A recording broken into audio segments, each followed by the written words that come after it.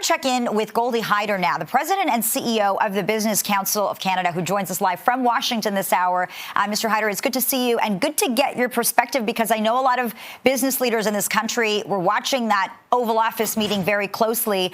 What has the reaction been like in your circle, and what were your takeaways from that meeting?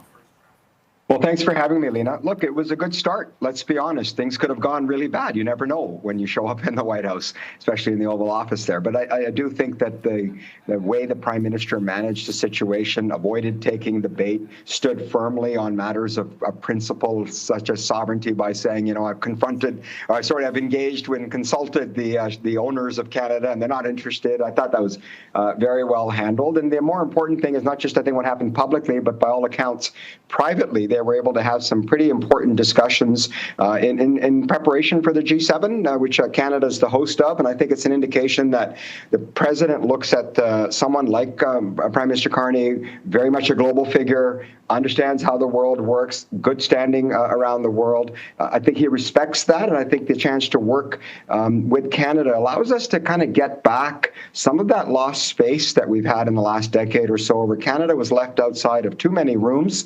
I think the fact that this relationship is off to a good start suggests that we may be able to lean in more, not just on our relationship with America, but also how we can be helpful around the world from an interest-based perspective, not just a values-based one. Trump was asked if CUSMA is dead. And to that, he said, no, it's actually very effective, but people have to follow it. And that's been the problem. People haven't done that. He then, shortly after that, said the trade deal may not be needed in the future. Did that concern you?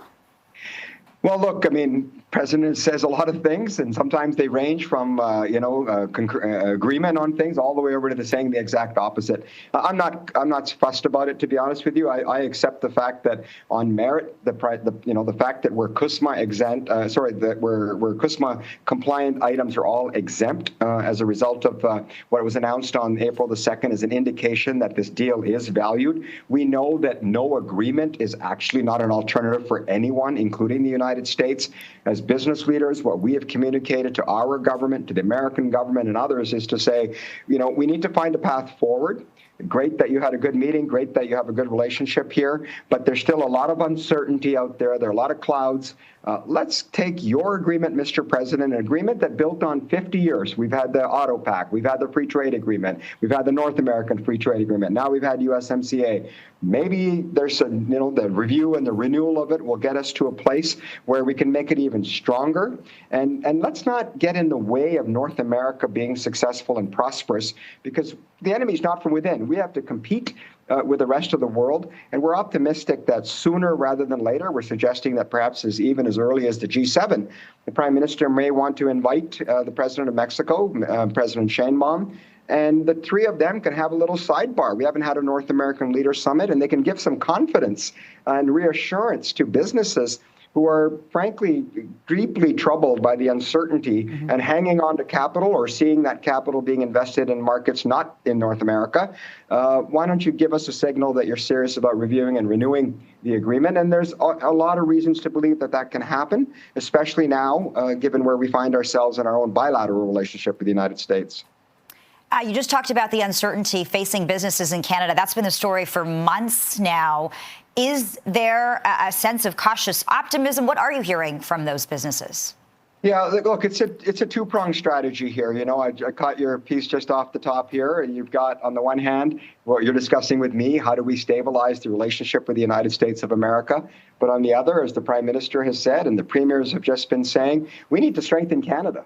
There is more good that we can do by simply controlling our own controllables here in Canada, by getting out of our own way, by bringing freer trade to our own country as we advocate to have it with other countries. So we need to move on the interprovincial trade barriers, both at a federal level and a provincial level, and they have to move with ambition and urgency as soon as possible. The federal government has said they'll have them all down on their side by July the 1st. That's going to do more to help our economy than almost anything we can do in the short term with anybody else. but we also need to recognize that this is a federation that's fragile. It is hard to govern Canada, and the Prime Minister needs to bring the premiers together, as I know he's now going to do. I'm delighted to hear it'll be in Saskatchewan on June the 1st, a great opportunity to show that Canada is united, that we're working together, we're rowing in the same direction.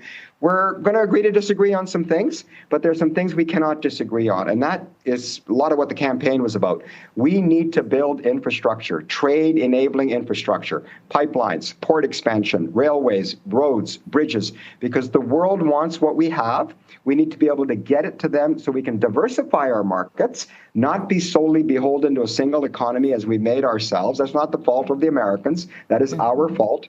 We can do something about it, and that means making sure that the policies the government intends to bring about, and frankly, the personalities behind those policies when it comes to cabinet making, don't trap us to where we were, allow us to look forward, not from a purist perspective, but from a pragmatic one that says, let's work together to build the infrastructure, to grow our economy and diversify, because that gives Canada strength. It strengthens our country. It strengthens our place in the world. And it gives us a seriousness that, frankly, we've been lacking for some time around the world.